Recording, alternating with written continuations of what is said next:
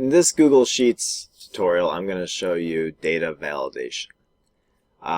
Say that you want to ask your students a question, and in this case I'm going to ask my students, who is your favorite Star Wars character? And what we'll do is we'll block off an area so that they can go ahead and answer that. And maybe you have a student who types in Spock.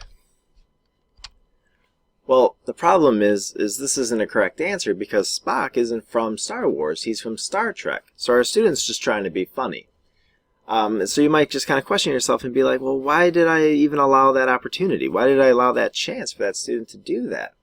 So what you can do instead is you can change what they can do by going to right-click on your square or on your cell, and you're going to scroll all the way down to data validation. So you're going to go ahead and you'll click data validation, and you have some options to kind of change things.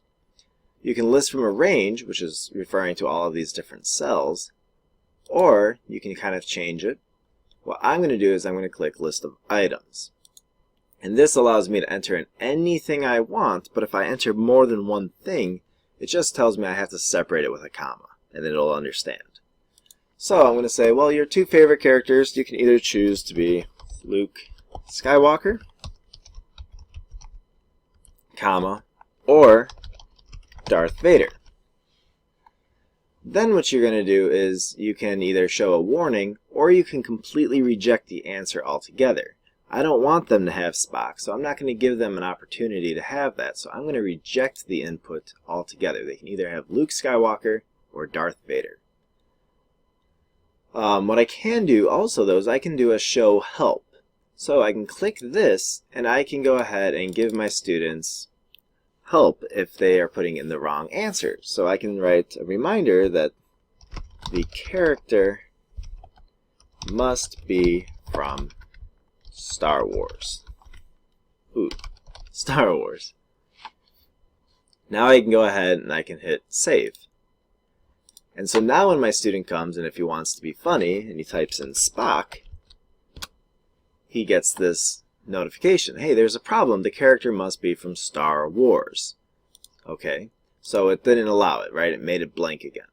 So now what my student would have to do is there's a little arrow here, and they can go ahead and click that, and they can choose either Luke Skywalker or they can choose Darth Vader, and then that'll work. Maybe you want to realize, or you want to give your students an opportunity to type more than to decide between more than one character. So instead of just Luke Skywalker and Darth Vader, maybe you want to include more characters. So what you can do then is you can create a table where students can kind of choose from. This is especially helpful if you have accommodations with where students should get like a word list to choose from. So this is maybe meeting some of those accommodations in an IEP or a 504 plan. So what we can do then is we can go back to data validation where we have our originals, and we can go ahead and if you can just keep hitting comma and add Yoda and add Leia, but it's a little bit tedious, and then the students don't have that option to see what those answers are until they go to the drop down. So you can go ahead and remove that, and we can go to list from a range. And so now what we can do is we can click our range right here by highlighting all of these, because it's asking me, well, what data do I want to use? I want to use all of these squares. I can hit OK.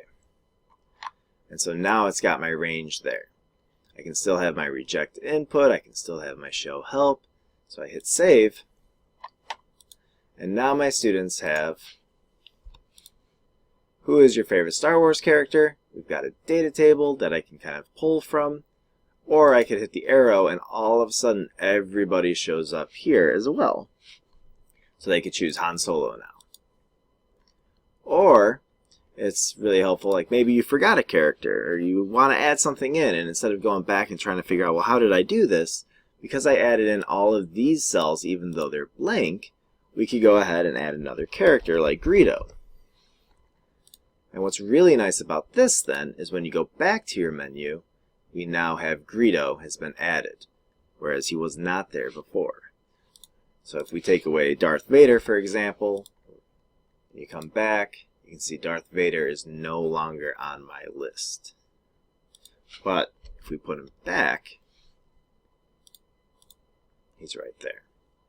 You can do a combination of these two, right? So you can go ahead and say, well, is Star Wars better than Star Trek? We can go ahead and block it off again to make our answers. Go to data validation, which is at the bottom, so it's cut off. You probably can't see it. And we can go back to a list of items, and I can have my students write yes, or they can answer no. We can go ahead and reject that input for anything else. So now when they come here, they can go ahead and hit yes. So that is Google Sheets data validation.